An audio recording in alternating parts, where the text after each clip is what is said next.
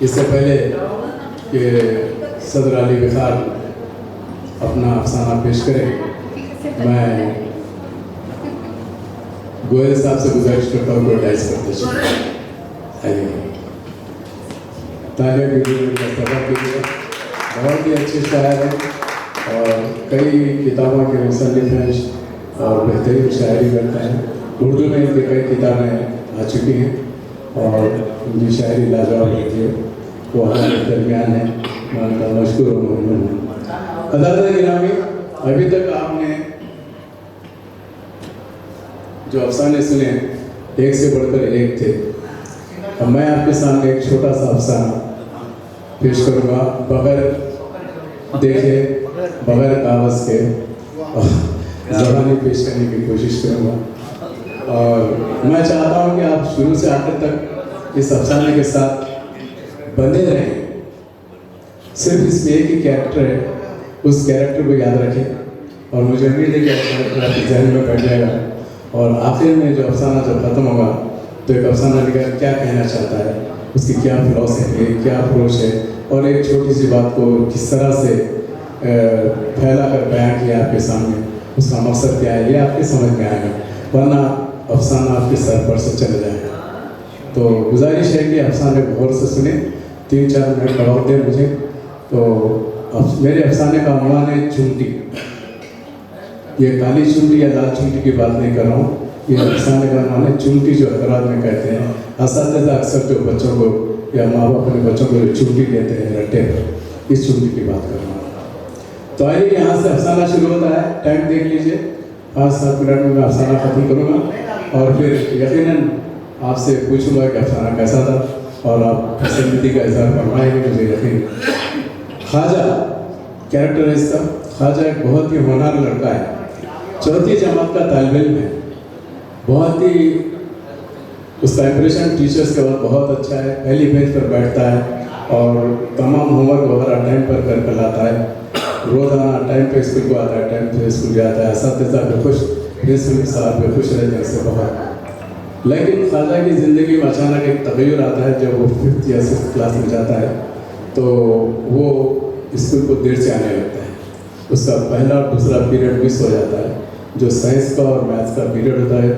شروع کے period school کے بچے تازہ ذہن ہوتے ہیں، اس لیے اب سائنس اور میتھ جیسے سبجیکٹ پڑھائے جاتے ہیں، تو ٹیچرز پریشان ہوتے ہیں کہ بچہ 4تھی کلاس میں اتنا اچھا تھا، 5ویں کلاس میں بہت ہی کمزور ہوا اور اب بھی ایسا ہوا، اس کی وجوہات کیا ہے؟ تو پتہ چلتا ہے کہ خواجہ اسکول کو دیر سے آ رہا ہے اور اسمبلی ختم ہونے کے بعد آتا ہے، پھر واچ مین اس کو روک دیتا ہے، بڑی مشکل سے منت سماجت کر کے وہ اسکول میں داخل ہو جاتا ہے۔ تو کلاس ٹیچر کو یہ بات کھٹکی اور انہوں نے پرنسپل صاحب سے اس بات کا ذکر کیا کہ خواجہ ایسا اچھا ہونہار لڑکا تھا لیکن دیر سے آ رہا ہے روز، اس کو کتنا بھی سمجھایا جائے تو وہ اپنی عادت نہیں بدل رہا ہے۔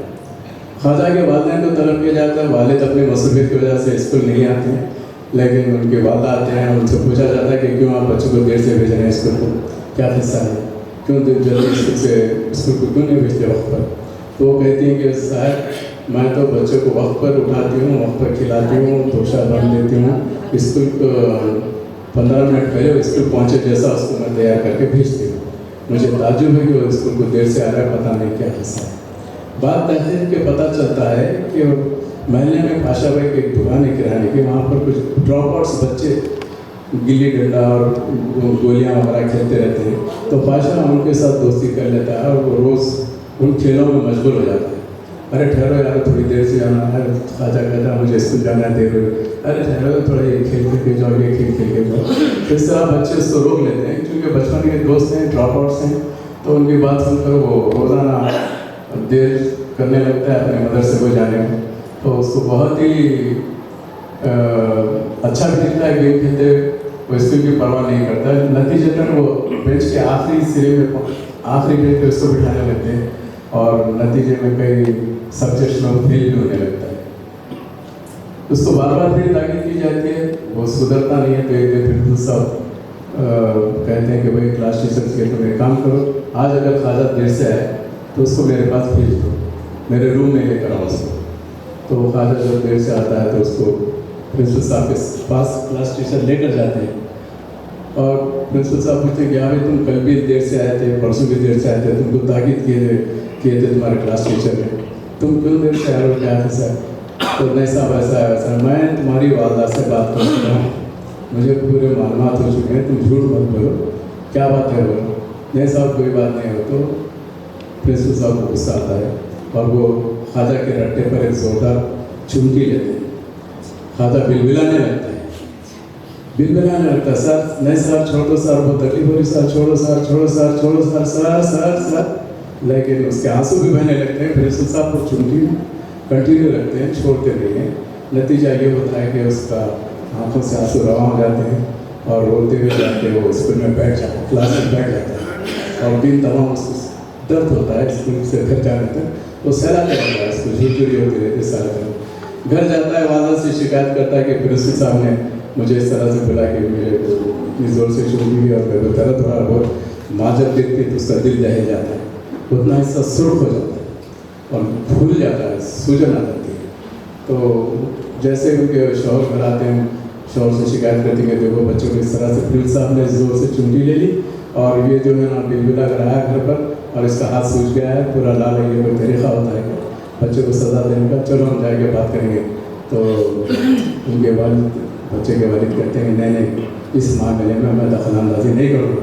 कोई टीचर अपने स्टूडेंट की बेहतरी चाहता है, बुराई नहीं चाहता है, अगर उसको सज़ा दी गई है तो उसकी कोई वजह होगी और मैं नहीं जानता, तुम अगर जाना है तो जाओ। तो अब जब ये हौसले इसके टूट जाते हैं, उनके वालदा की वो स्कूल नहीं जाती है। दूसरी चीज़ होता यह है कि ख्वाजा वक्त पर स्कूल जाने लगता है, होमवर्क भी टाइम पे करने लगता है। इस तरह से वो 10th क्लास में आ जाता है। 10th क्लास तक उसका रिकॉर्ड जो 4th क्लास में था वही टॉपर रहता है क्लास में। एक दिन जुमे का दिन रहता है, यहाँ से कहानी टर्न लेती है, यहाँ से बहुत दिलचस्प होती है कहानी। यहाँ से देखिए आप, एक दिन ये जो ख्वाजा 4th क्लास में फर्स्ट क्लास आता था, 5th 6th में बिल्कुल उसका एवरेज गिर गया था। 6, 7, 8 से 10th में आने के बाद उसका एवरेज फिर से फर्स्ट क्लास हो गया। जुमे का दिन है, ख्वाजा अपने स्कूल के बाद जुमे की मस्जिद के में नमाज़ पढ़ने जाता है।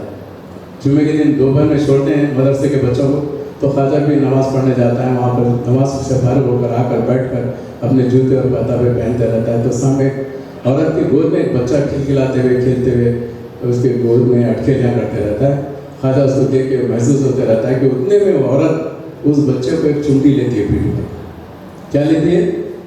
बच्चे की पीठ पर, बोलिए, चुमटी लेती है। बच्चा बिलबिला के रोने लगता है। ख्वाजा को देखे नहीं जाता, परेशान आती है, चुमटी क्यों नहीं, अच्छा खासा खेता बच्चा था। लेकिन जब वो बच्चा बिलबिला के रोता है तो लोग उसकी तरफ तवज्जो होते हैं और उसको कुछ भीख दे के जाते हैं। बच्चे के रोने पर उसके गोद में कुछ रुपए या पैसे डाल दे के जाते हैं। तो ये चुमटी की वजह से बच्चे की तवज्जो लोगों को हुई और लोग उसकी तरफ मुतवज्जो होने से उसको कुछ भीख ज़्यादा मिल गई।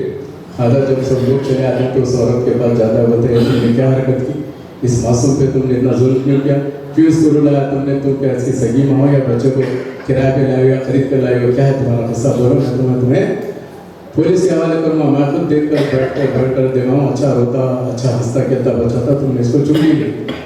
तो बोले, माँ उसकी बोलती कि देखो मैं इसकी सगी माँ हूँ, मेरे हालात बिल्कुल अलग हैं, मेरे हालात बिल्कुल अलग हैं। मेरे घर में मेरे शौहर को खारिज हो चुका है और मुझे कहीं कोई भीख ज़्यादा नहीं मिलती। जुमे के दिन मैं आती हूँ, जब इस बच्चे को मैं चुमटी लेता हूँ तो कुछ भीख ज़्यादा मिलती है और इस चुमटी की बुनियाद पर मेरा घर चलता है, मेरे घर में राशन आता है, कुछ भूखे लोगों का पेट भरता है। ये हिस्सा जाकर अपने वादा से कहता है ख्वाजा। तो ख्वाजा के वादा कहते कि देखे चुमटी का चमत्कार, एक तरफ बिगड़े हुए बच्चे को सुधार सकती है तो दूसरी तरफ भूखों का पेट भी भर सकती है। ये है चुमटी। बहुत बहुत शुक्रिया।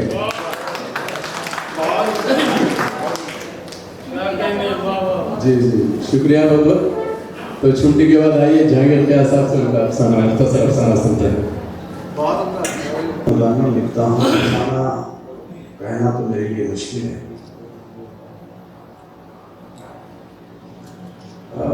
एक सच्चा वाकया है।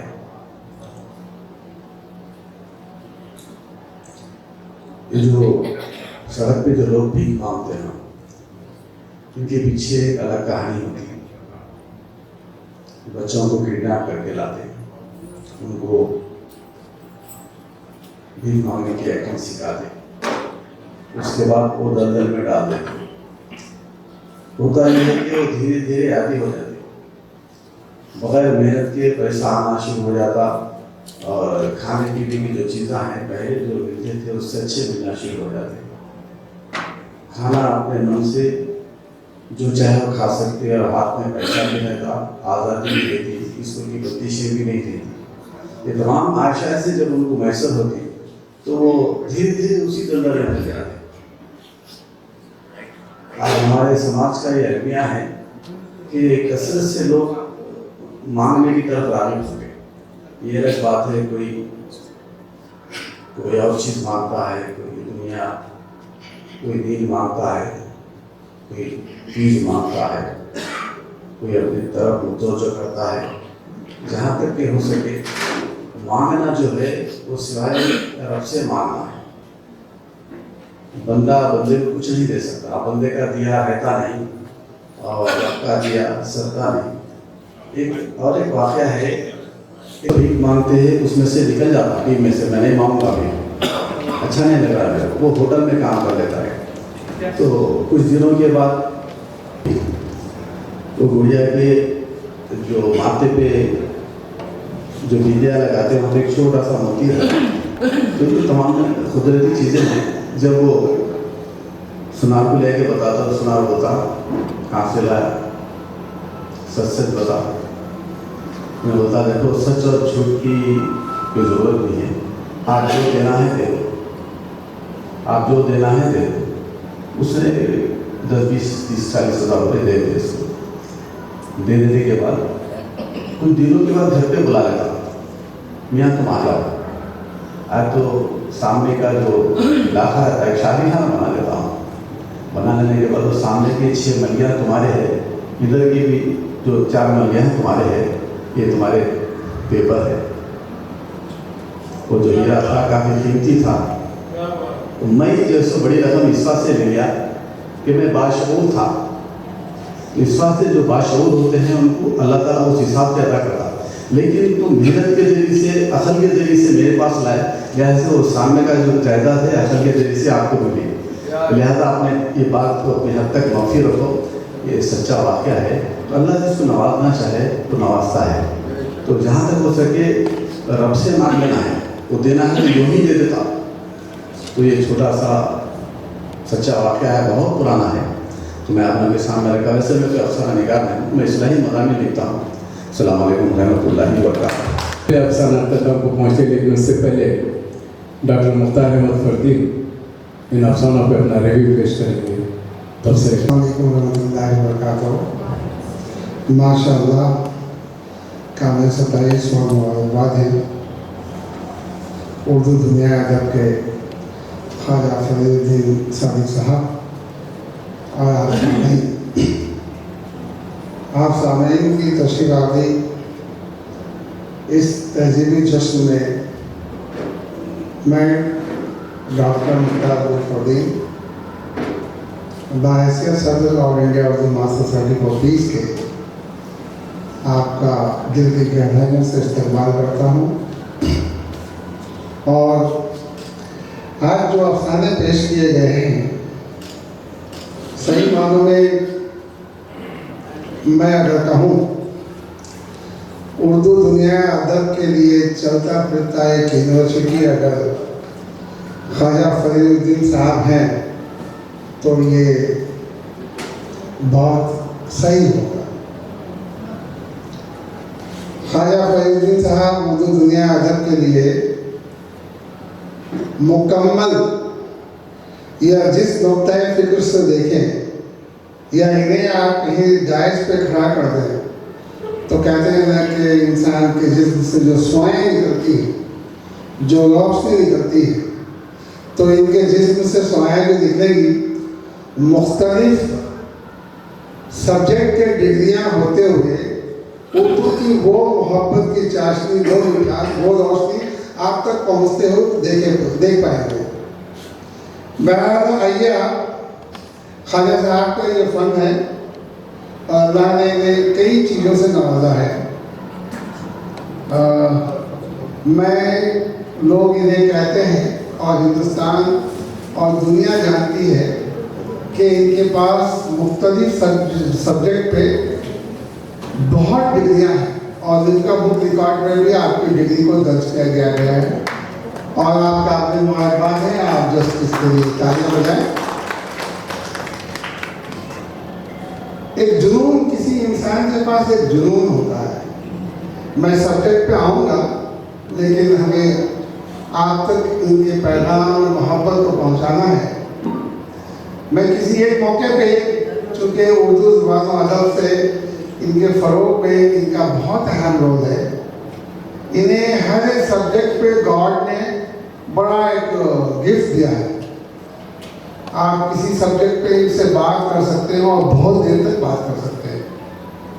इसकी वजह यह है कि एक चेहरे हुजूम में एक इंटरव्यू हम कर रहे थे और इस इंटरव्यू के गवाह हमारे शकील भाई भी हैं। जब इन्हें उर्दू अनमोल रत्न अवार्ड से नवाजा गया था, तो हमें भी एक बात का गुमान था कि ये शख्स अपनी डिग्री लेके आखिर करेगा और ये डिग्री हासिल करने का जुनून इन्हें है ही। क्या ये डिग्री कहीं से मैनेज करते हैं या फिर जो है उर्दू दुनिया अदब के लिए कुछ और पेश करना चाहते हैं? तो यकीन जानिए आप सामईन, आप इन बातों को अपनी तकरीर में या अपने किसी प्रोग्राम में ख्वाजा फरीदुद्दीन साहब को ज़रूर नोट कीजिए। ये हैदराबाद की सरजमीन के वो अनमोल रतन हैं जो दुनिया में अपनी भरपूर नुमाइंदगी करते हैं। मैंने इनके सब्जेक्ट्स, गरचे ये उर्दू का आदमी है, कहते हैं ना कि भाई उर्दू का आदमी है, लेकिन आप फिर किसी ज़ुबान में भी आप इनसे मुकालमा कर सकते हैं, तबादला ख्याल कर सकते हैं और he is the man of the masterpiece. जब मैं और शकील भाई इंटरव्यू कर रहे थे तो मैंने कहा कि देखें, इनसे साइंस पे बात करके देखें, इनसे लॉ पे बात करके देखें, इनसे और सब्जेक्ट पे बात करके देखें। यकीन मानिए हर सब्जेक्ट में आप जो है मास्टर ऑफ फिलोसफी पाएगा और रियली इट्स ग्रेट अचीवमेंट और we feel so proud and can give them the congratulations. Really you are the worth or you are the setting an example for the world from the Urdu platform. आइए ख्वाजा भाई से ही शुरू करते हैं। चूंटी की values, चूंटी जो हम देते हैं, इन्होंने पहले ही अपने अफसाने के हिस्से को बता दिया था कि मैं चूंटी लूँगा। चूंटी का मकसद जो है वो कुछ और नहीं है, बल्कि इसमें देखिए एक स्टूडेंट्स के नफ्सियात का कितना बड़ा जायजा है। हर अफसाना जो है, अफसाना जो है अपनी ज़िंदगी की वो कहानी वहीं से शुरू करती है जब उनकी ज़िंदगी के तमाम और आपको अगर पलट के देखेंगे तो उनकी ज़िंदगी की सच्ची कहानी होती है।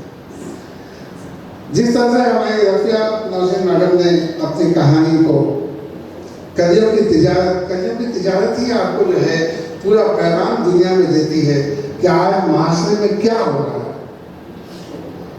कलियों की तिजारत से मेरी वाबस्तगी इसलिए बहुत ज़्यादा है मैडम कि मैंने रेड लाइट एरिया में 3 महीना काम किया है और वो उस ज़माने में काम किए हैं जब मेरा स्कूल या जूनियर कॉलेज का फंक्शन था। आप जानते हैं कि बॉम्बे और कलकत्ता जो है एशिया का बिगेस्ट मार्केट है और कलकत्ता का वो मार्केट जिसे सोनागाछी कहते हैं, वहाँ ऐसी जिंदगियाँ मैंने देखी है। वहाँ तक पहुँचने का उसमें इत्तेफाक ऐसा हुआ कि इलेक्शन के पीरियड में जो है मैंने देखा कि इलेक्शन के पीरियड में सडनली जो है बुर्के, जो नकाब हम पहनते हैं, जो बुर्का हम पहनते हैं, इसके डिमांड्स बहुत हो जाते हैं। स्कूल का ज़माना था, लड़कपन था, लेकिन मुझे बहुत कुछ लिखने का, कल रहने का शौक था। उस ज़माने में मैं एक अखबार मशीद कलकत्ता का अखबार है, उनके एडिटर के साथ मैं एसोसिएट था। तो इलेक्शन के पीरियड में उन्होंने कहा कि फरदीन, चूँकि हमारे पास बाइक था, मुझे पूरे महल्ले घूमने हैं, तो मैंने कहा कि मैं एक और जगह पे घुमाता हूँ आपको। उस ज़माने में जस्ट मुझे नौकरी लगी थी, मैं बैंक ऑफ बड़ौदा का, और वो बैंक जो है मुझे एशिया का बिगेस्ट जो कॉन्स्टिट्यूट एरिया है वहीं मेरी पोस्टिंग थी। यकीन मानिए जो रेड लाइट एरिया होता है वहाँ जिंदगी है, समाजी जिंदगी की वैल्यूज है, रिस्पेक्ट है। हर घर को मैंने खंगाल के देखा है, लेकिन जिंदगी से सख्ती भी है वहाँ पर। जिस तरह से कलियों की तिजारत पे रबिया मैडम ने जिक्र किया है, यकीन मानिए अफसानों में जो है दी बेस्ट अफसाना है। महासरा इसी चीज का शिकार है। आप हैदराबाद की ओल्ड सिटी को देख लें या समाज में जिस एरिया को भी देख लें, कभी कहते हैं ना निजाम के ज़माने में या बादशाहों के ज़माने में अगर अदब सीखनी हो तो कोठे पे जाएगा। आज के ज़माने में अगर आपको जिंदगी की तमाम ललक, जिंदगी के अप्स एंड डाउन तमाम चीज़ें, इवन डिसिप्लिन और वैल्यूज अगर देखनी है तो किसी पॉजिटिव एरिया में जाएगा। और मैंने इतने दागदार चेहरे, जो सफ़ेद चेहरे जो दिन में दिखते हैं, जो समाज का ठेकेदार है, भ्रम है, कहते हैं कि मैं समाजी आदमी हूँ, हमारी वैल्यूज, हमारी रिस्पेक्ट ये है, उन चेहरों को देख करके यकीन मानिए मुझे उस परस्यूट के घरों में जो डिसिप्लिन, जो तालीम, जो अखलाक मिली है, मुझे उसे देख के घिन आया है। उस शख्स को देख के घिन आया जो समाज के ठेकेदार है। वही बातें कलियों की तिजारत में रबिया मैडम ने कहने की कोशिश की और ये सच्चाई बयान की। उसने इत्तेफाक है कि इनके पास मसाइल बहुत आते हैं और आप मसाइल से जुड़ी हुई हैं, इसलिए ये अफसाना को बहुत टचेबल जुमलों में निभा सकी हैं, बता सकी हैं। इसी तरह से एक और अफसाना जो आपका जवाब है, एक रवायती अफसाना है, उसमें एक जिक्र नावल के तौर पर पेश की गई है। ये अफसाना भी काबिल सताइश है। आज की तारीख में हम जो कुछ लिख सकते हैं वो बड़ी अहम बात है, क्योंकि लिखने वाले आहिस्ता आहिस्ता नापेद होते जा रहे हैं। वो अपनी रौब से अपने वो जज्बा अफरोज नहीं हो रहे। ये तो सादिक साहब का कारनामा है, मोहब्बत है कि इन्होंने ये तमाम महफिल को सजाने की कोशिश की है और आपको प्लेटफॉर्म दे करके आपकी अपनी बात जो है लोगों तक पहुंचाने की कोशिश की है। इसी तरह से बुजुर्ग घर से बाहर, ये अनुमान ही जो है अफसानचा मुझे बहुत पसंद आता है। अफसानचा में तमाम छोटी बातें 4-5 पैराग्राफ में, 3-4 पैराग्राफ में, इवन तो आप 2-3 लाइन में भी अपनी बात को कह जाते हैं और जिंदगी की सच्ची हकीकत कहानी कह जाते हैं। मुझे मालूम था कि बुजुर्ग घर से बाहर का मकसद क्या है और आपने जो कोशिश की है वो बहुत काबिल सताइश है, बहुत काबिल मुबारकबाद है। क्योंकि जिस उम्र में आप हैं, यहाँ से अगर आपकी सताइश ना की जाए, आपको समाजी तौर पे समाजी वैल्यूज की रिस्पेक्ट अगर आप ले रहे हैं, और नेचुरली आज माशरे को देखिए आप, पेरेंटल तमाम मुसीबतें हैं, हमारे पेरेंट्स कहाँ जा रहे हैं? अगर इस बच्ची के अंदर वो मौजूद जाए मार्केट से क्रॉस करते हुए बाइक को रोक करके उस बुजुर्ग को उस पर तवज्जो ना दी होती और उसका इफेक्ट देखिए आप, तमाम कहानी को तवील ना देते हुए in very short, in very brief आर्बिट्स पीएस को गए और आर्बिट्स पीएस में जो मकसद था वो मकसद जाहिर किया, पुलिस डिपार्टमेंट उसके लिए वेलकम किया और आखिर में जो है वो बच्चे जो माँ बाप के साथ था उसका हुस्न सुलूक था, उसको उसी हुस्न सुलूक से नवाजा गया और वालिद साहब को उसके घर तक पहुँचाया गया। आइए इसी तरह से हमारी कहानियों में एक और इजाफा जाहिर क्या साहब का है। आपकी ज़िंदगी बहुत प्रैक्टिकल है और आपने अपनी ज़िंदगी को जो है तमाम तजुर्बे की रोशनी में ढाला है।